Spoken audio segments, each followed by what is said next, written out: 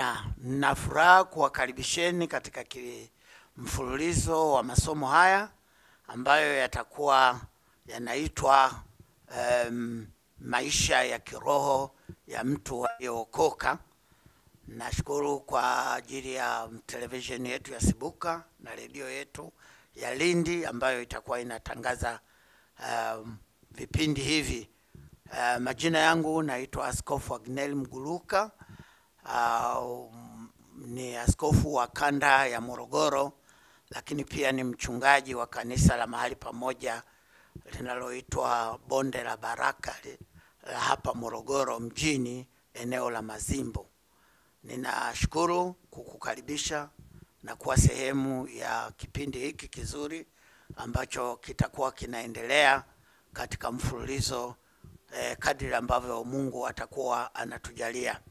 Na somo langu la leo ambalo nataka nianze nalo katika mfululizo wa masomo kadhaa ambayo yataendelea kwa siku zinazokuja, nataka nianze na Roho Mtakatifu.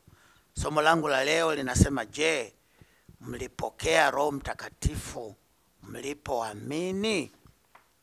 Nataka tuanze na andiko hilo kwa sababu maisha ya mtu aliyookoka lazima yatawaliwe na Roho Mtakatifu. Roho Mtakatifu ni wa muhimu. Baada ya kuwa mtu umempokea Yesu, Yesu amekutakasa, dhambi zako zimefutwa, unatakiwa sasa kuanza kuishi maisha ya kiroho. Na maisha ya kiroho hayawezekani kama hauna Roho Mtakatifu. Roho Mtakatifu ni wa muhimu.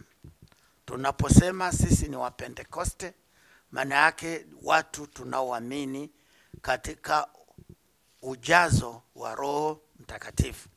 Andiko ninalotaka kuanza nalo liko katika kitabu cha Matendo ya Mitume, ile sura ya 19, na nitaanza ule mstari wa kwanza ambao unasema hivi: ikawa Apolo alipokuwa Korintho, Paulo akisha kupita kati ya nchi za juu akafika Efeso, akakutana na wanafunzi kadhaa huko. Akawauliza, je, mlipokea Roho Mtakatifu mlipoamini? Wakajibu, la, hata kusikia kwamba kuna Roho Mtakatifu hatukusikia. Akawauliza, basi mlibatizwa kwa ubatizo gani? Wakasema, kwa ubatizo wa Yohana. Paulo akasema, Yohana alibatiza kwa ubatizo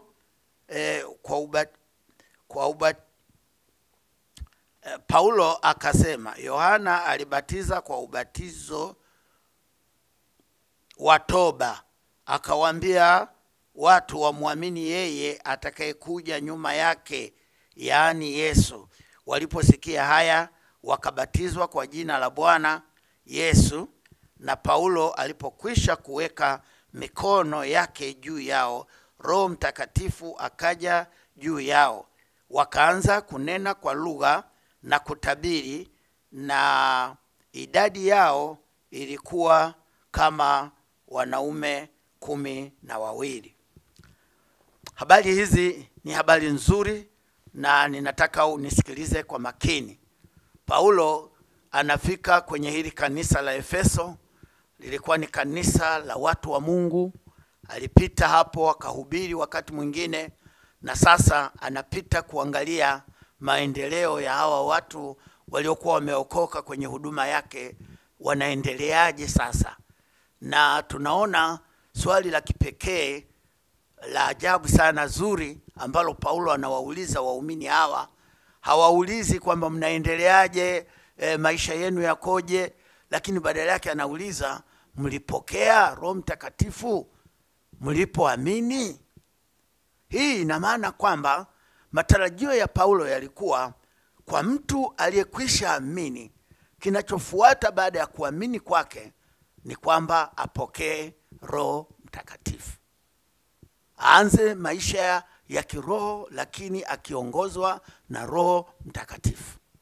Kwa sababu kwenye Warumi ile sura ya 8 neno la Mungu linasema, wanaoongozwa na Roho wa Mungu, hao ndio wana wa Mungu. Kwa hiyo tunampokea Yesu, lakini Roho Mtakatifu anakuwa kama muhuri, anagonga ndani kuthibitisha ya kwamba sasa baada ya kuwa tumemwamini Yesu, sisi ni wana wa Mungu. Na tulikuwa tunaenenda kwa kufuata mambo ya kimwili, tabia za kimwili, lakini Roho Mtakatifu anatuingiza sasa katika mambo ya kiroho. Kama jina lake lilivyo, Roho utakatifu. Kwa hiyo anatuongoza kuanza kuwa na kiu ya mambo matakatifu, mambo ya kimungu, kumpenda Mungu, kumwishia Mungu, kusoma Biblia, kuhudumu katika maombi, kwenda kanisani katika ibada. Hayo ni maisha mapya tunayoanza, Roho Mtakatifu akiwa ndani yetu akituhimiza. Kwa hiyo ni muhimu sana. Leo makanisa mengi na waumini wengi unaweza kukuta wanaridhika tu na kuokoka. Namkuta mtu ana miaka 3, miaka 4 katika imani, lakini hajajazwa Roho Mtakatifu. Na wengine wanaenda mbali zaidi kusema kwamba kujazwa kwa Roho Mtakatifu sio kwa muhimu. Wengine wanasema hata kama umejazwa Roho Mtakatifu si lazima unene kwa lugha. Lakini Biblia inaeleza wazi ya kwamba ni muhimu kabisa mtu aliyeamini kujazwa Roho Mtakatifu. Ni vizuri basi tumuelewe Roho Mtakatifu ni nani. Roho Mtakatifu ni nafsi katika uungu wa Mungu. Kuna Mungu Baba, kuna Mungu Mwana ambaye ni Yesu, na kuna Mungu Roho Mtakatifu. Na ukweli huu uko wazi kwenye Biblia pale katika kitabu cha Mathayo 28 ule mstari wa 19 mpaka wa 20. Tunaona katika lile agizo kuu la kwenda ulimwengu wote na kuhubiri Injili, Yesu anamaliza kwa kusema wale watakaoamini watabatizwa kwa jina la Baba na la Mwana na la Roho Mtakatifu. Roho Mtakatifu anatajwa pale kama nafsi katika uungu wa Mungu mmoja tunaoamini. Kwa hiyo Roho Mtakatifu anakuja kwetu kama nafsi ya Mungu ili akae ndani yetu. Ni kama ni uungu wa kimungu unaoanza kutawala maisha yetu. Mungu aliumba mbingu, Yesu alileta wokovu kwetu, lakini Roho Mtakatifu sasa anakuja kukaa ndani yetu, atuongoze katika maisha yetu, aongoze kanisa lake mpaka wakati wa unyakuo. Kwa hiyo hii ni ahadi ya muhimu sana ambayo hata Yesu aliisema kabla ya kuondoka ya kwamba watu wataipokea hii ahadi. Katika ile kitabu cha Luka, Yesu anawaambia wale watu kwamba wangoje pale Yerusalemu kabla ya kupaa kwake. Anawaambia waingoje hii ahadi ya Baba. Nisome mistari ile kidogo pale kulifanya jambo hili lieleweke. Ule mstari wa 46, Biblia inasema akawaambia, ndivyo ilivyoandikwa ya kwamba Kristo atateswa na kufufuka siku ya 3, na ya kwamba mataifa yote watahubiriwa kwa jina lake habari ya toba na ondoleo la dhambi, kuanzia tangu Yerusalemu. Nanyi ndinyi mashahidi wa mambo haya. Na tazama, na waletea juu yenu ahadi ya Baba yangu, lakini kaeni humu mjini hadi mvikwe uweza utokao juu. Hapa tunaona kuna vitu vya muhimu sana vya kuvielewa hapa. Yesu anakaribia kuondoka kwenda mbinguni, lakini anaona umuhimu wa kuwaacha hawa wanafunzi katika namna ambayo wataendelea katika imani bila kuyumba. Kuna mahala pengine maandiko yanasema kwamba sitawaacha yatima. Sitawaacha yatima, naja kwenu. Kwa maana yake ni kwamba kama mtu umeamini na haujajazwa Roho Mtakatifu ni kama uko yatima.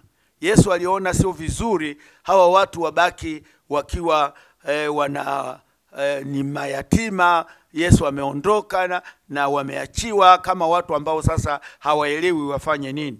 Na hapa tunaona anasema kwamba akawavuvia, akasema mtapokea ile ahadi ya Baba akisha kuajilia Roho Mtakatifu ili waweze kuwa mashahidi. Shahidi ni mtu ambaye ana uhakika na jambo, ameliona, ana uthibitisho ambao anaweza kuutetea kwa gharama ya maisha yake. Roho Mtakatifu anatupa huo ushahidi wa namna hiyo. Hiyo hali ya uthabiti wa namna hiyo ndani yetu, wa kuwa na uhakika na ile imani tulio nayo katika Kristo, na ule ujasiri wa kuweza kulinena lile neno kwa ujasiri bila uoga, tukiitetea imani, tukiwashuhudia watu na kuwaleta katika ufalme. Roho Mtakatifu anatuwezesha hivyo. Na Yesu akiwa anajua ya kwamba kazi sasa itakuwa mikononi mwa mitume wake, aliona kwamba hawataweza kuufikia ulimwengu kama ambavyo alikuwa anataka waufikie kama hawatakuwa na usaidizi wa Roho Mtakatifu ndani yao. Ndio akasema msiondoke, mngoje, msubirie mpaka mtakapokuwa mmeipokea hiyo ahadi ya Baba. Na ukisoma katika kitabu cha Matendo ya Mitume, unaona hawa watu walitii, hawakuondoka baada ya Yesu kupaa kwenda mbinguni. Wakarudi Yerusalemu, wakatafuta mahali, chumba, wakawa wanadumu katika kuomba. Siku 10 wamejifungia mahali, wanaendelea kuomba kwenye ile nyumba. Na maandiko yanatuambia hivi katika kitabu cha Matendo ya Mitume sura ya 2. Anasema wakati ilipotimia siku ya Pentekoste, walikuwa wote mahali pamoja. Kukaja ghafla kutoka mbinguni sauti kama ya uvumi wa upepo mkali ukienda kasi, ukaijaza nyumba yote waliokuwa wameketi.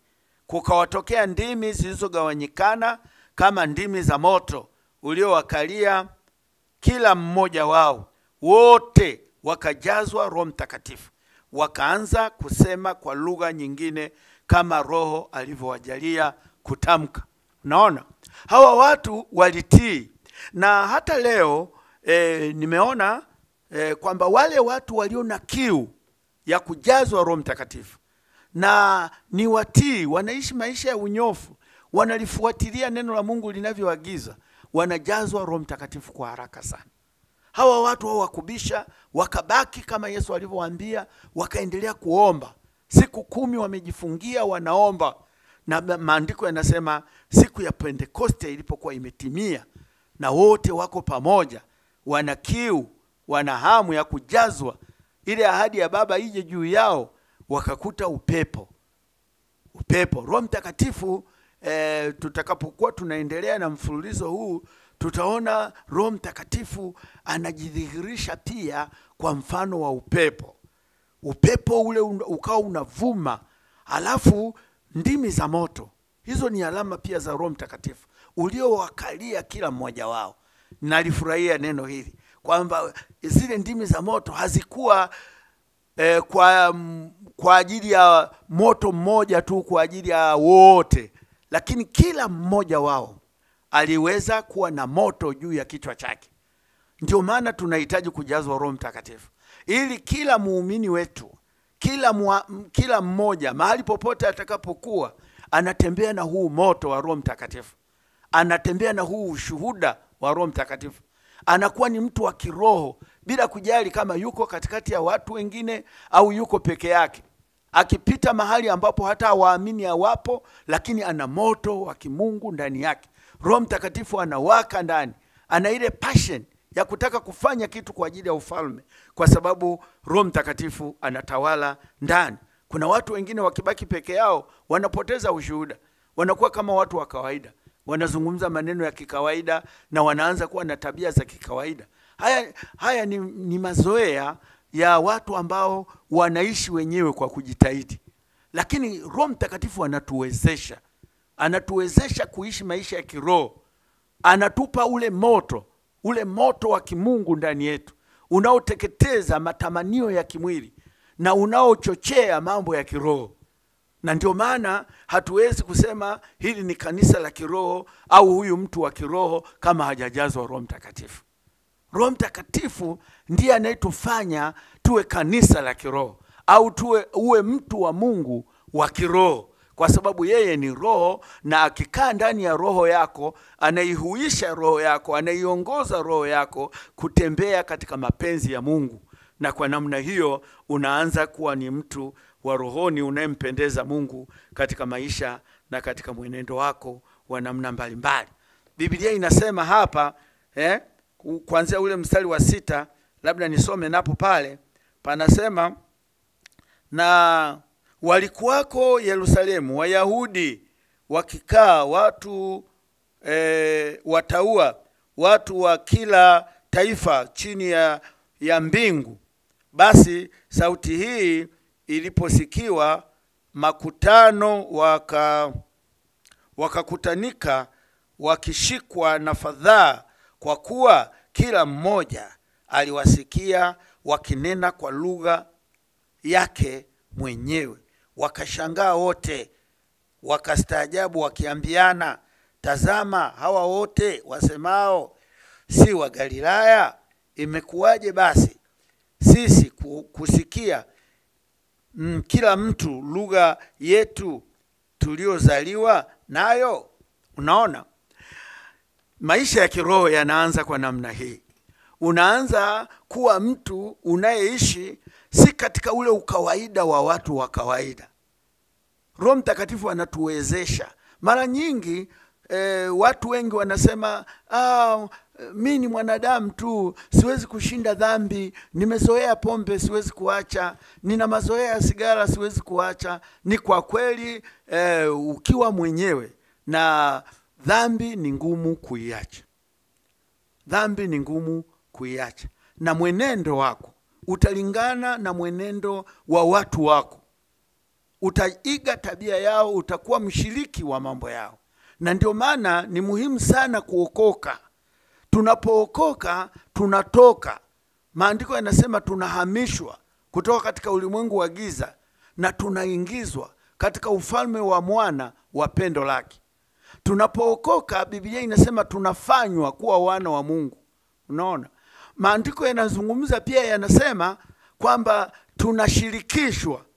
Unaona, tunashirikishwa tabia ya kiungu, tabia za kimungu. Zile tabia za kimungu ndizo zinazotuokoa na uharibifu ulioko duniani unaotokana na tamaa. Unaona, zile tabia za kimungu zinaingiaje kwetu? Zinaingia kama tunda la Roho Mtakatifu. Roho Mtakatifu akishajaa ndani yetu, anaongoza maisha yetu, tunatembea naye, moto wake unawaka ndani. Katika mambo ambayo anaanza kuyafanya ndani ya muumini, anainua viwango vyetu vya maisha. Tunaanza kuishi katika viwango vya kimungu tukiongozwa na Roho Mtakatifu. Tunaona hapa hata kuzungumza kwa watu hawa kulileta mshangao. Wanasema, mbona ni watu tunaowajua? Hawa si watu tunaowaelewa. Mbona sasa wanaongea mambo kwa lugha nyingine, mambo makuu, na tunawasikia wakiongea katika lugha zetu? Unaona? Kwa hiyo Roho Mtakatifu anaweza kukubadilisha, sio tu mwenendo wako umlingane Mungu, lakini anaweza kubadilisha maneno yako, anaweza kubadilisha tabia zako, anaweza kubadilisha hata vitu unavyovipenda, hata ushirika wa watu unaoshirikiana nao. Ndio maana unaweza kukuta Roho Mtakatifu akikaa ndani mwako, na unapoendelea kuwa na ushirika naye na tabia zako zikibadilika, tunda la Roho Mtakatifu linaanza kuonekana ndani. Na watu ambao ni wa tabia ya kimwili hawawezi kufurahia maneno yako, kwa sababu sasa kila wakati umejaa neno la Mungu, unamshuhudia Yesu. Hawawezi kufurahia vile unavyopenda kukaa karibu na Roho Mtakatifu, unavyoomba, unavyonena kwa lugha. Kwa hiyo utaanza kuona baadhi ya marafiki uliokuwa umezoeana nao, baadhi ya makundi ambayo ulikuwa miongoni mwao, yanaanza kukuacha, na Roho Mtakatifu anapata nafasi ya kukaa na kutawala ndani yako.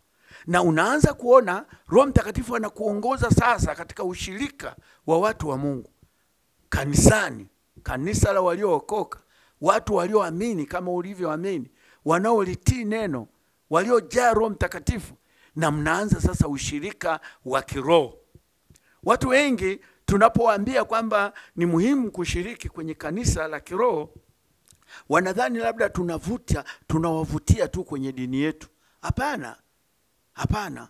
Tunataka wakae katika mahali ambapo Roho Mtakatifu atapata nafasi ya kuweza kukaa na kuwaongoza katika mambo ya roho, hata wafikie mahali pa kuweza kuwa na tunda la Roho Mtakatifu. Na hizo ndizo tabia za kimungu ambazo mtu wa Mungu aliyeokoka anatakiwa kuwa nazo.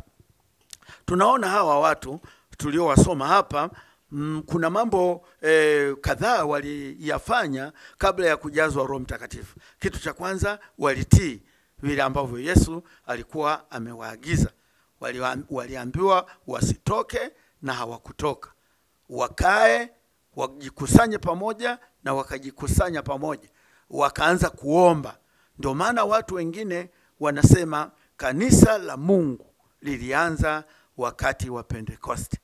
Ndipo ambapo sasa tunaona kundi lililo pamoja ambalo linaomba, liko organized katika namna ambavyo Yesu alikuwa ameliagiza. Na tunaona baada ya kujazwa Roho Mtakatifu, hawa watu wanaondoka kama mashahidi kama Yesu alivyowaagiza, na wanaanza kuhubiri Injili.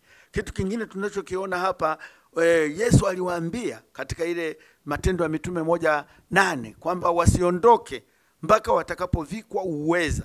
Watapokea nguvu akisha kuajilia Roho Mtakatifu juu yao, ili waweze kuwa mashahidi. Na tunaona wazi kwamba baada ya watu hawa, siku ya Pentekoste ilipokuwa imetimia na Roho Mtakatifu akashuka juu yao, wakaanza kunena kwa lugha kama Roho alivyowajalia kutamka. Naona lugha ndio alama ya Roho Mtakatifu kwa muumini aliyejazwa. Watu wamebuni sasa hivi vitu mbalimbali vya kuchukua nafasi ya kunena kwa lugha. Wengine wanasema unapita chini ya bendera, wengine wanasema unaruka moto, wengine wanasema unapokea kipaimara, au mambo mengi watu wamebuni. Lakini ushahidi wa kibiblia unaoonyesha alama ya mtu aliyejazwa Roho Mtakatifu ni kunena kwa lugha. Tunaona Roho Mtakatifu alipokuja, hata ile siku ya Pentekoste, alama ya kwanza iliyoonyesha ni kwamba wote wakajazwa Roho Mtakatifu na wakaanza kunena kama Roho alivyowajalia kutamka. Roho Mtakatifu akawaongoza kutamka. Na habari hii inajirudia maeneo mengi. Hata kama tungesoma katika kitabu cha Matendo ya Mitume pale mbele sura ile ya 4, tungeona alama hii ya kunena kwa lugha kama ndio ishara mojawapo iliyodhihirisha ya kwamba watu hawa wamepokea Roho Mtakatifu. Sura ya 4 mstari ule wa 31 unasema, hata walipokwisha kumuomba Mungu, mahali pale walipokusanyika pakatikiswa, wote wakajaa Roho Mtakatifu, wakanena neno la Mungu kwa ujasiri. Unaona, hawa ni mitume sasa. Baada ya kuwa wametoka gerezani, wameenda kwa wenzao, wakawaambia mambo yaliyotokea kwao, wakamuomba Mungu, wakaomba Mungu awajalie wanene neno la Mungu kwa ujasiri.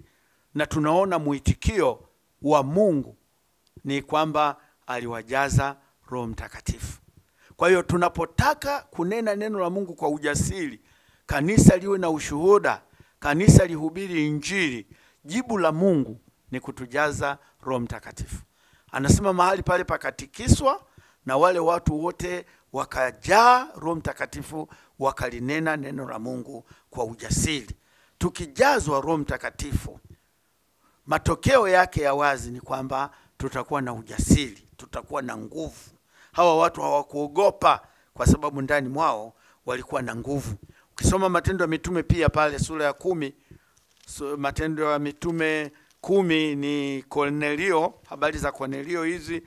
Huyu alikuwa ni mataifa, mtu wa Italia, lakini alikuwa ni mcha Mungu, ni mtu wa maombi, ni mtu wa kutoa sadaka. Lakini tunaona Roho Mtakatifu akazungumza na Petro kumwambia ya kwamba aite wakina Petro waje na wamwambie mambo ya muhimu. Na Petro alipokuja nyumbani kwa Kornelio, akaanza kuambia habari za jinsi Mungu asivyo na upendeleo, na akaanza kuwashuhudia, na tunaona mwisho wake alipowaombea watu hawa wakajaa Roho Mtakatifu. Mstari ule wa 44 sura ya 10 inasema, Petro alipokuwa akisema maneno hayo, Roho Mtakatifu akawashukia wote waliolisikia lile neno. Na wale waliotahiriwa, walioamini, wakashangaa watu wote waliokuja pamoja na Petro, kwa sababu mataifa nao wamemwagiwa kipawa cha Roho Mtakatifu, kwa maana waliwasikia wakisema kwa lugha na kumwadhimisha Mungu. Ndipo Petro akajibu, ni nani awezaye kuzuia maji hawa watu wasibatizwe, watu waliopokea Roho Mtakatifu vile vile kama sisi? Naona walijuaje kwamba hawa watu wamepokea Roho Mtakatifu? Biblia inasema waliwasikia wakinena kwa lugha kama Roho alivyowajalia kutamka. Ushahidi wa pili uko hapa. Petro anaona kabisa kwamba hawa watu wamepokea Roho yule kama wao. Wao walipokeaje? Petro alipokeaje Roho Mtakatifu kwa mara ya kwanza? Tumesoma pale katika kitabu cha Matendo ya Mitume ya kwamba Roho Mtakatifu akawajilia juu yao na wakaanza kunena kwa lugha kama Roho alivyowajalia kutamka. Naona kunena kwa lugha ni kwa muhimu sana. Makanisa yetu mengi, hata yale ya Kipentekoste leo, wamepunguza sana kunena kwa lugha, na matokeo yake mambo ya kimwili mengi yameanza kuchipuka katika kanisa. Roho Mtakatifu ndiye anayetuwezesha kuwa watu wa rohoni. Hatui watu wa rohoni kwa kujitahidi, wala kanisa tu au jina la kanisa halitufanyi kuwa wa kiroho. Wengi wanadhani nikisali kwenye kanisa fulani kwa sababu linaonekana la kiroho, na mimi nakuwa wa kiroho. Hapana. Hali ya kiroho inatokana na utendaji wa Roho Mtakatifu. Kama Roho Mtakatifu anatawala ndani ya kanisa, hilo kanisa linakuwa la kiroho. Kama Roho Mtakatifu anatawala ndani ya muamini, amejazwa Roho Mtakatifu, anaongozwa na Roho Mtakatifu, ana matunda ya Roho Mtakatifu, karama za Roho Mtakatifu zinajionyesha ndani yake, huyo mtu sasa tunaweza tukasema ni mtu wa rohoni. Tutaenda kuangalia mambo mengine katika mfululizo wa masomo haya siku za baadaye kuhusu aina za watu, mtu wa rohoni yukoje na mtu wa mwilini yukoje. Tutajifunza katika masomo ya mfululizo unaokuja, lakini nataka niguse kidogo hapa kuhusu faida. Kwa nini waumini waliojazwa Roho Mtakatifu wanapaswa kunena kwa lugha? Kwa sababu watu wengi leo wanasema sio lazima, nimejazwa Roho Mtakatifu kimya kimya na sio lazima ninene kwa lugha. Wanasema mnatuhukumu, kunena kwa lugha sio lazima. Lakini kunena kwa lugha ni kitu cha muhimu zima. Kwanza, hiyo ndio alama ambayo inajifunua kwenye maandiko inayodhihirisha kwamba mtu amejazwa Roho Mtakatifu. Amejazwa Roho Mtakatifu, kwamba atanena kwa lugha kama Roho anavyowajalia kutamka. Tumeiona pale kwenye Matendo ya Mitume wakati siku ya Pentekoste. Tumeiona pia wakati kwa Kornelio, na inajirudia katika maeneo mengi. Tumeona kwenye kanisa la Efeso, hawa watu wote walijazwa Roho Mtakatifu, na ishara ya kwanza iliyoonekana kwao ni kwamba walinena kwa lugha kama Roho alivyowajalia kutamka. Lakini kitu cha pili, kunena kwa lugha kunatumika kujenga nafsi. Kujenga nafsi. Kwenye kitabu cha Wakorintho wa kwanza sura ya 14, maandiko yanasema anayenena kwa lugha anajijenga nafsi yake. Kuna watu wengine kwa nje wanaonekana wana miaka mingi ya wokovu, lakini kwa ndani ukiwaangalia hawajajijenga, hawajajengeka vizuri. Ndani bado ni wachanga, ndani bado ni watoto, ndani bado ni watu wanaoyumbishwa huku na huku kwa maimani mbalimbali. Mara unamkuta leo yuko kwenye faragha hii, siku nyingine yuko kwenye kanisa hili, siku nyingine yuko vile. Kwa nini? Kwa sababu kwa ndani bado ni mchanga. Lakini tunapojazwa Roho Mtakatifu, Roho Mtakatifu anatujenga kwa ndani. Tunaanza kuwa watu tuliokomaa kwa katika utu wetu wa ndani. Ule utu usioonekana unaimarishwa, na tunapokuwa imara ndani, tunaweza sasa kufanya mapenzi ya kimungu, na tunaweza kuwa ni watu ambao tunategemewa kwamba tutabaki katika imani hata kama tunapita kwenye changamoto za namna mbalimbali. Na ni muhimu kabisa, kila mtu lazima atumie muda wa kunena katika lugha ili ajijenge. Naona ajijenge. Nisome ule mstari labda pale ambao unaweza kutusaidia tujue kujijenga ni kwa muhimu sana. Kama ambavyo wafanya mazoezi kwenye gym wanaenda wananyanyua vyuma ili watengeneze misuli. Najua kwamba msuli ni kitu cha muhimu, na tunaona wakati mwingine wanapiga picha wametunisha misuli. Ni ufahari wao, anaonyesha kwamba huyu ni mtu wa gym, ni mtu wa mazoezi. Na mtu wa kiroho pia lazima uwe na muda wa kunena kwa lugha. Kunena kwa lugha ya Roho Mtakatifu, kunena kwa lugha kuna tunisha misuli yako ya ndani, misuli yako ya kiroho inakuwa na nguvu. Mstari ule nisome pale, anasema utafuteni upendo na kutaka sana karama ya rohoni, lakini zaidi kwamba mpate kutoa unabii. Maana yeye anenaye kwa lugha hasemi na watu, bali husema na Mungu. Maana hakuna asikiaye, lakini anena mambo ya siri katika roho yake. Hapa pana vitu vitatu vinavyoonyesha faida ya kunena kwa lugha. Kwanza, kama nilivyosema, anajijenga nafsi yake. Lakini jambo la pili, anaomba, anaongea na Mungu mambo ya siri. Unaona? Anaongea na Mungu mambo ya siri. Tunapoomba kwa lugha zetu za kawaida, hata watu wanaweza kusikia tunaomba nini, na wanaweza kufanya mizaa. Namkumbuka kijana mmoja mahala fulani alikuwa anatamani sana kuoa, na alikuwa anaomba, na kanisa lilikuwa katikati ya kijiji chao, na watu wengi walikuwa wanamjua yule kijana kwamba alikuwa anakwenda usiku pale, anakesha, anaomba ili Mungu amjalie aweze kuoa. Sasa watu walipojua kwamba yule kijana kumbe mkesha wake ni wakutaka kuoa, wakaanza kumfanyia dhihaka.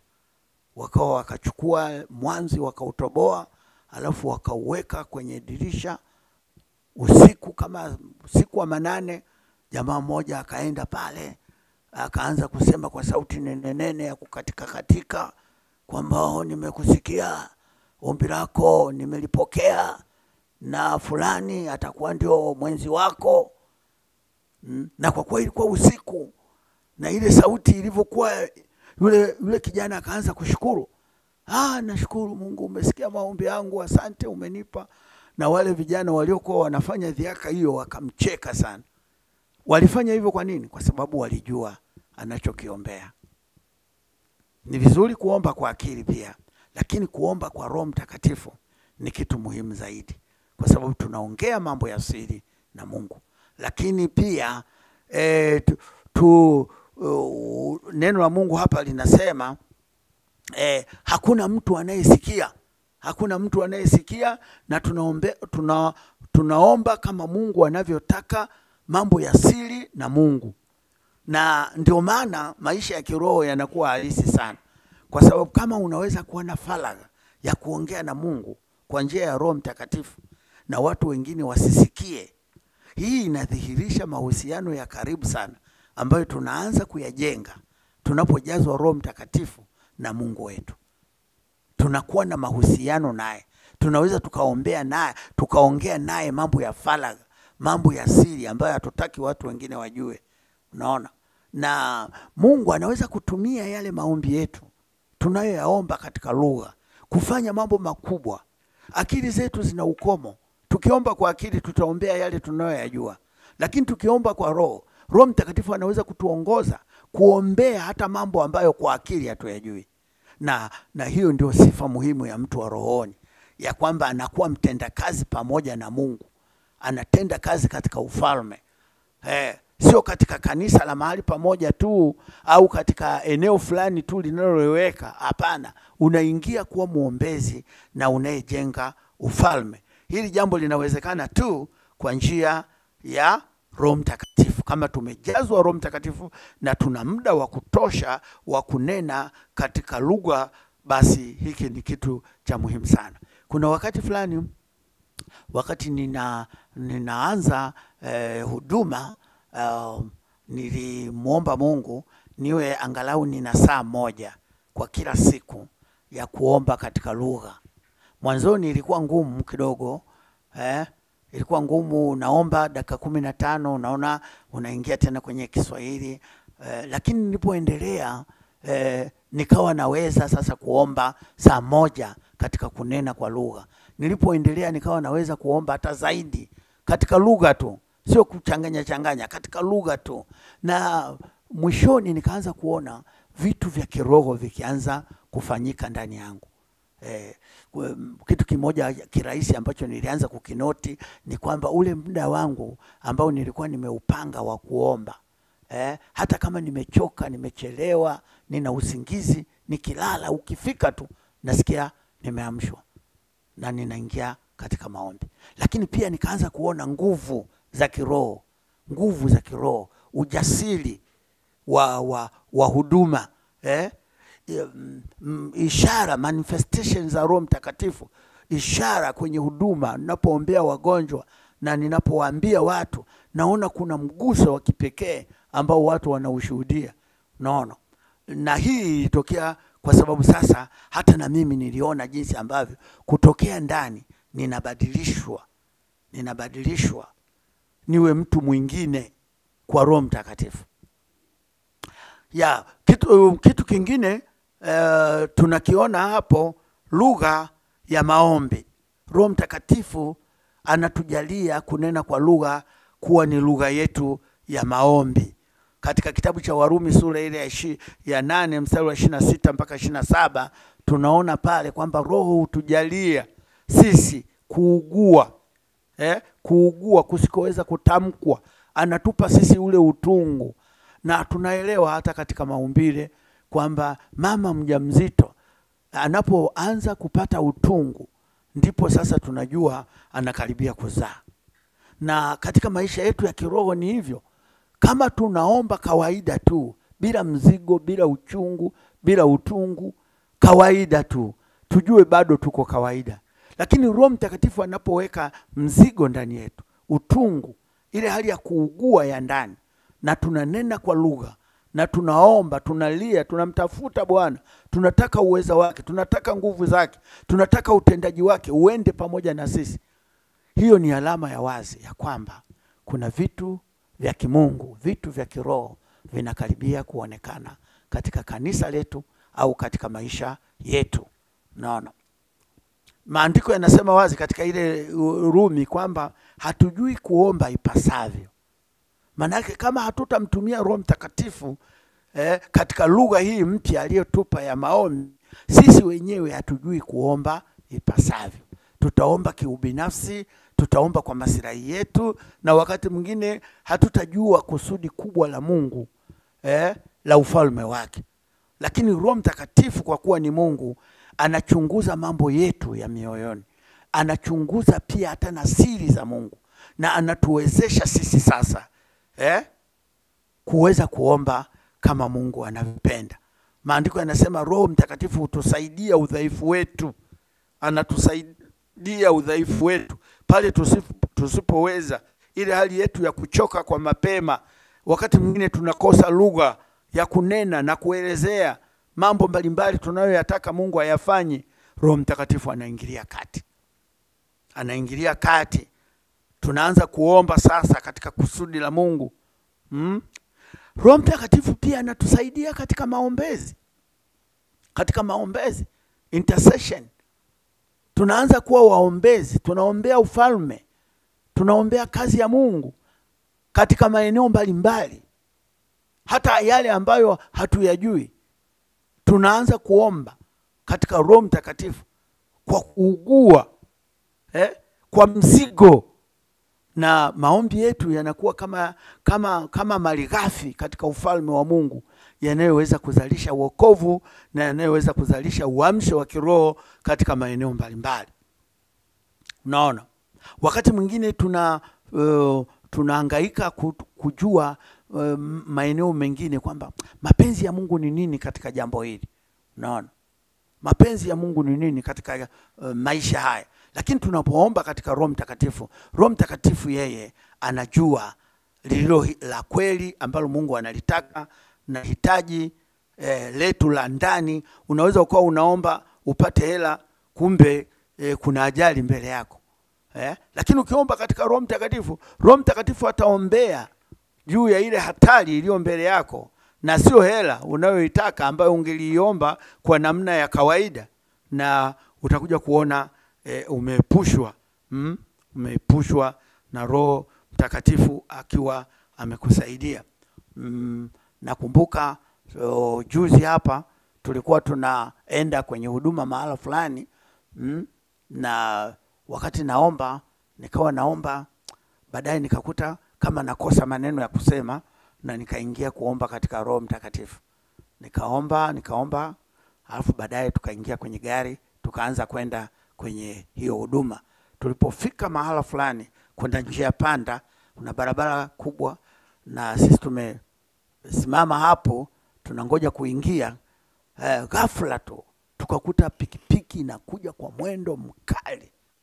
Tunamwashia taa, lakini ikaja kwa nguvu na ikatugonga. Gari letu likabonyea na yeye akaanguka chini.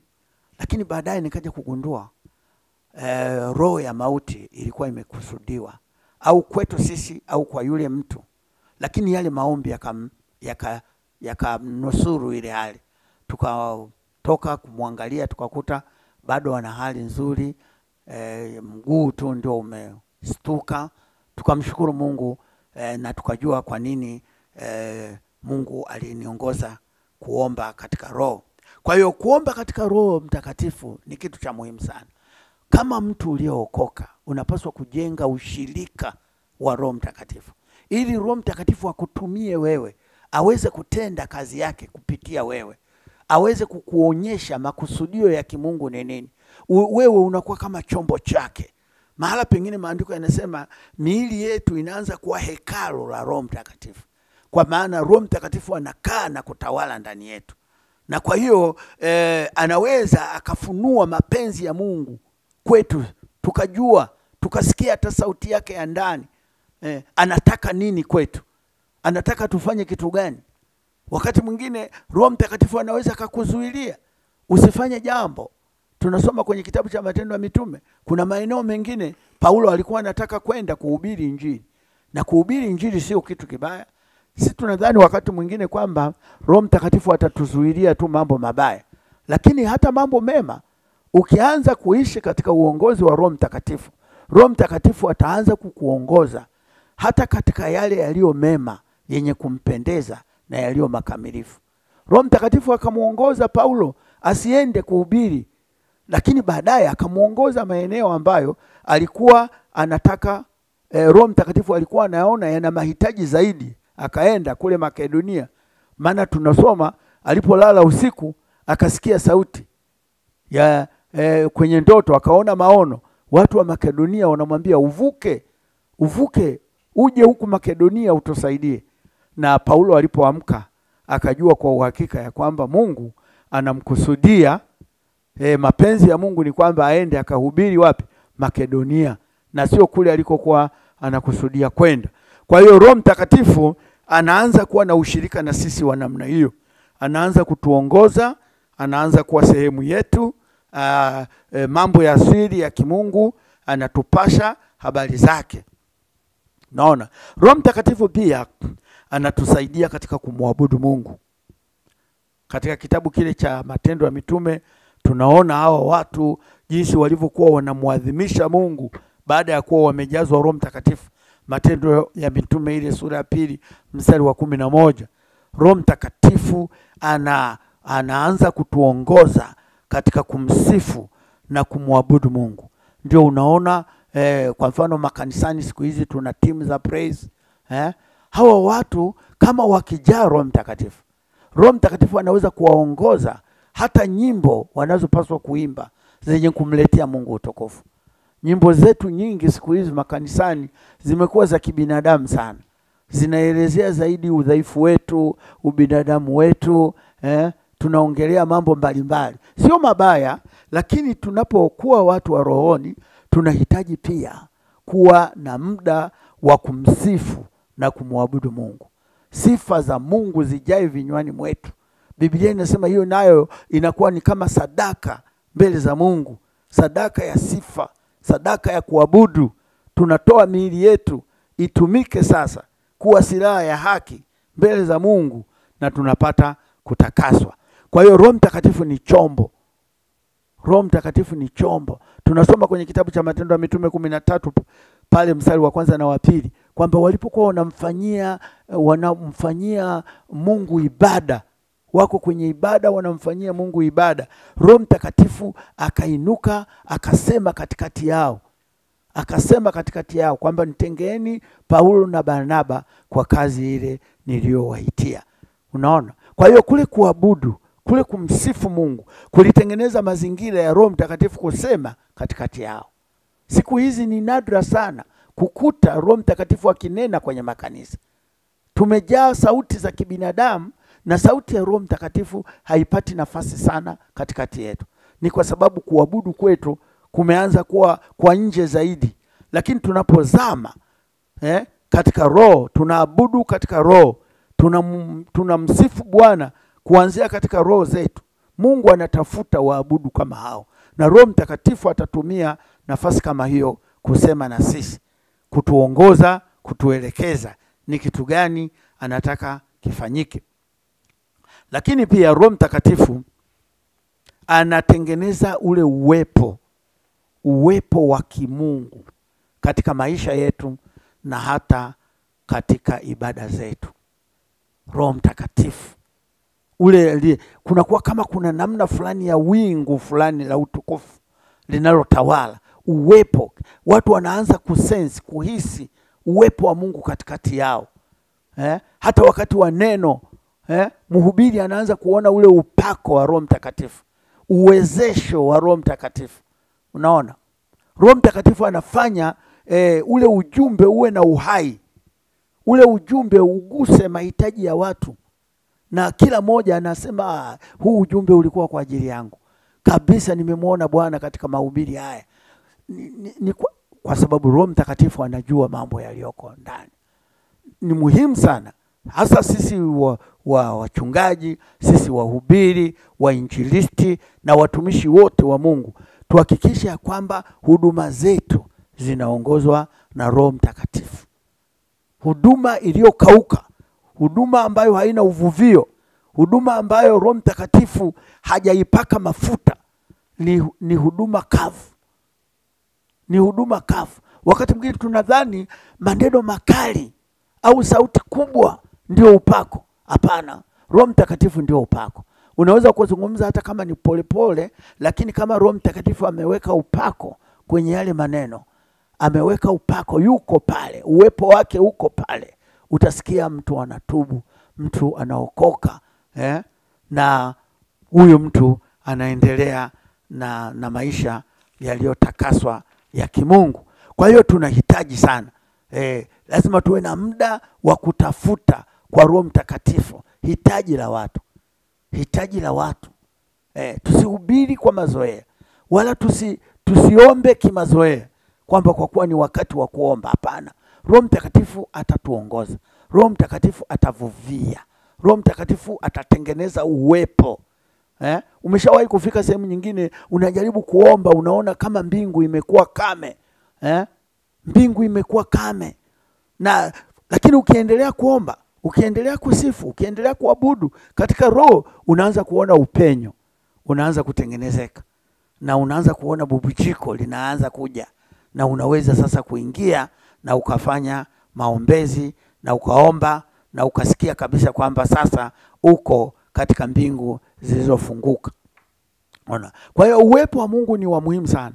Nataka tuelewe, wasikilizaji wangu, kwamba na watazamaji wangu, kwamba kinacholitenganisha kanisa la Mungu aliye hai na Babeli ni uwepo wa Mungu.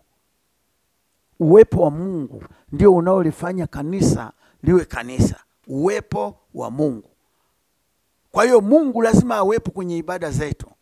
Mungu lazima atawale mipango yetu, maisha yetu. Wanaoongozwa na Roho wa Mungu, hao ndio wana wa Mungu.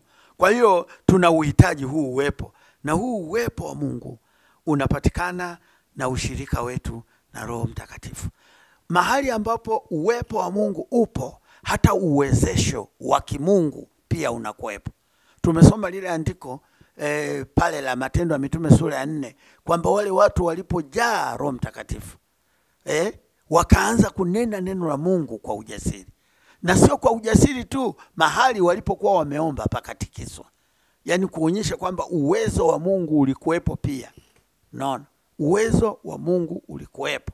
Kwa hiyo kama uwepo wa Mungu utakuwepo, uwezo wa Mungu unaweza kuokoa, uwezo wa Mungu unaweza kuponya, uwezo wa Mungu unaweza kubadilisha mazingira, unaweza kubadilisha hali ya watu, mitazamo ya watu, kwa sababu Mungu yupo. Mungu yupo, anaweka muhuri katika yale tunayoyasema ndani ya mioyo ya watu, na watu wanajua, wanakuswa, wanapata ile conviction ndani ya kujua kwamba hili neno ni kweli, wakachomwa mioyo yao. Tunasoma kwenye kitabu cha Matendo hili, wakati Petro anasimama kuhubiri, maandiko yanasema wakachomwa mioyo yao. Wakamwendea Petro wakasema, tutendeje ndugu zetu? Petro akasema, tubuni ili dhambi zenu zipate kufutwa, zipate kuja nyakati za kuburudika kwa kuwepo kwake Bwana. Unaona? Kwa hiyo ile hali ya kuchomwa mioyo, mtu anachomwa moyo, anasikia ndani kabisa neno limemgusa, ni kazi ya Roho Mtakatifu. Sisi tunahubiri, lakini Roho Mtakatifu ndiye anayelifuatilia ile neno ili lilingane na mahitaji ya yule mtu anayesikia. Mara nyingi tunaweza kukuta neno lile lile, mhubiri amehubiri vile vile, lakini kwa kila mtu linakuja kwa namna ya hitaji lake. Kwa mwingine linakwenda kama neno la uponyaji na anafunguliwa. Kwa mwingine linaenda kama neno la faraja, anafarijika. Kwa mwingine linakwenda kama neno la maonyo, anaonywa.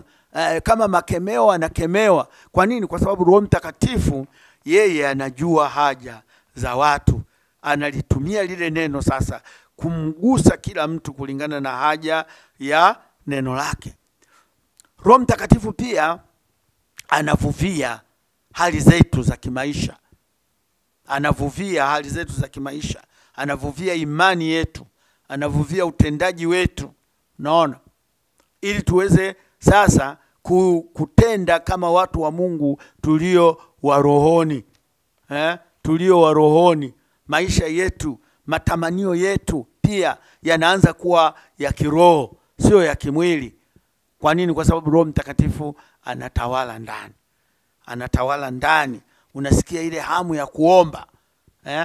Unasikia ile hamu ya kuomba. Kama kutwa nzima umeshinda hujasoma Biblia, unaweza kukaa hivi, unaona kama vile unavyosikia njaa ya kula chakula, unasikia kwamba kama kuna kitu fulani hakijafanywa, na unakuja kugundua haujaomba. Kwa hiyo ni muhimu sana.